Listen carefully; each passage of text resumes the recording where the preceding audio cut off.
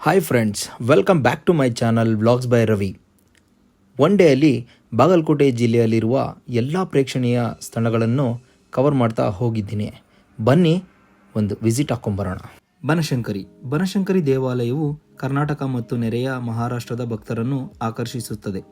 ಮೂಲ ದೇವಾಲಯವನ್ನು 7ನೇ ಶತಮಾನದ ಬಾದಾಮಿ ಚಾಲುಕ್ಯ ರಾಜರು ನಿರ್ಮಿಸಿದರು.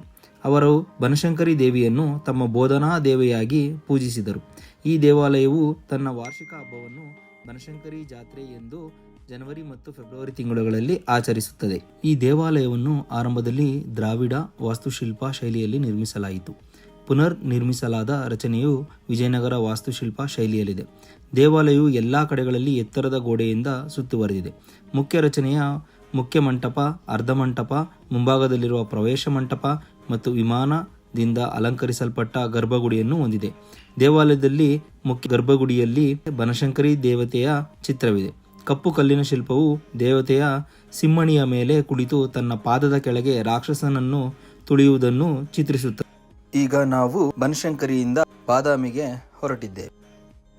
ಬಾದಾಮಿ ಎಂದಾಕ್ಷಣ ನೆನಪಾಗುವುದು ಸಹಸ್ರಾರು ವರ್ಷಗಳ ಹಿಂದೆಯೇ ನಿಸರ್ಗದಲ್ಲಿ ಬಿಡಿಸಿದ ಮೋಹಕ ಮೇಣ ಬಸದಿ. ಇಂದು ಕರ್ನಾಟಕದ ಬಾಗಲಕೋಟೆ ಜಿಲ್ಲೆಯ ತಾಲೂಕು ಸ್ಥಳವಾಗಿದೆ. 6ನೇ ಶತಮಾನದ ಮಧ್ಯಭಾಗದಲ್ಲಿ ಚಾಲುಕ್ಯ ಅರಸ ಮೊದಲನೆಯ ಪುಲಿಕೇಶಿಯ ಬಾದಾಮಿಯನ್ನು ತನ್ನ ರಾಜಧಾನಿಯನ್ನಾಗಿ ಮಾಡಿಕೊಂಡು ಆಳ್ವಿಕೆ ಮಾಡುವ ಮೊದಲೇ ಸುಪ್ರಸಿದ್ಧ ವಾಣಿಜ್ಯ ನಗರವಾಗಿತ್ತು. ಶೈವ ಗುಹಾಲಯ.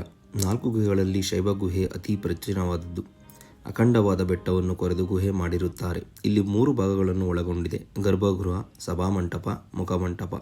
ಈ 4 ಗುಹೆಯಲ್ಲಿ ಮುಖಮಂಟಪದಲ್ಲಿ ಮಾತ್ರ ಮೂರ್ತಿಗಳನ್ನು ಕೆತ್ತಲಾಗಿದೆ.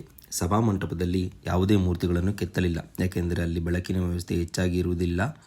ಈ ಗುಹೆಯಲ್ಲಿ ಗರ್ಭಗೃಹದಲ್ಲಿರುವ ಹಾಗೂ ಮುಖ ಮಂಟಪದಲ್ಲಿರುವ ಹರಿಹರ, ಅರ್ಧನಾರೀಶ್ವರ, ನಟರಾಜ, ಮಹಿಷಾಸುರ ಮರ್ದಿನಿ ಮೂರ್ತಿಗಳನ್ನು ಏಕಶಿಲೆಯಲ್ಲಿ ಕೊರೆದು ಮಾಡಿರುವ ಗುಹೆಯಾಗಿದೆ.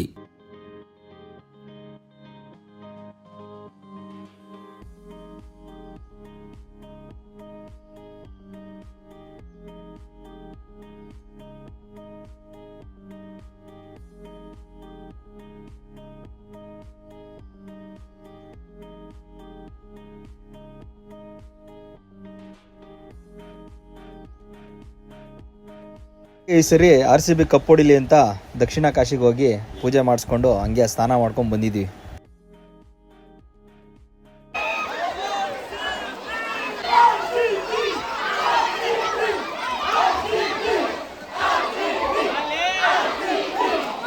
ಈಗ ನಾವು ಮುಂದೆ ಬಾದಾಮಿಯಿಂದ ಪಟ್ಟದಕಲ್ಲಿಗೆ ಹೋಗ್ತಾ ಇದ್ದೀವಿ. ಪಟ್ಟದಕಲ್ಲು ಬಾಗಲಕೋಟೆ ಜಿಲ್ಲೆಯ ಬಾದಾಮಿ ತಾಲೂಕಿನಲ್ಲಿ ಮಲಪ್ರಭಾ ನದಿಯ ಎಡದಂಡೆಯಲ್ಲಿರುವ ಪಟ್ಟದಕಲ್ಲು ಚಾಲುಕ್ಯರ ಸಾಂಸ್ಕೃತಿಕ ರಾಜಧಾನಿಯಾಗಿತ್ತು.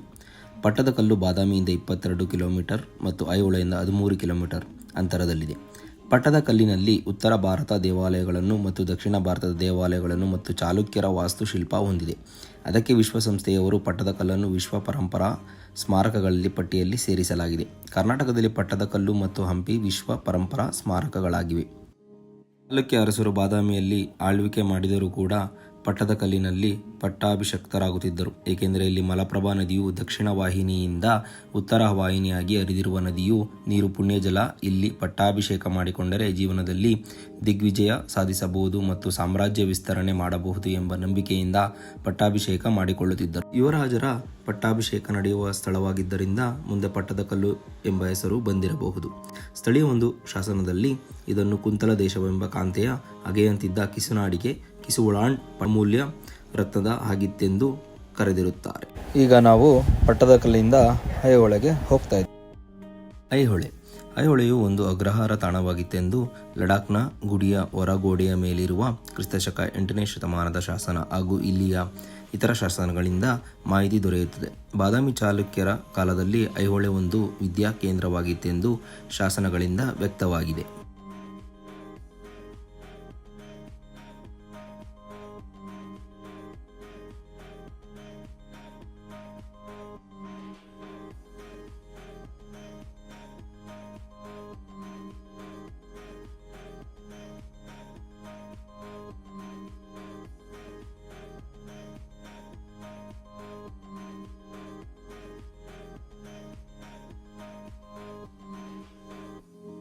ಈಗ ನಾವು ಐಹೊಳೆಯಿಂದ ಕೂಡಲ ಸಂಗಮಗೆ ಹೋಗ್ತಾ ಇದ್ದೀವಿ.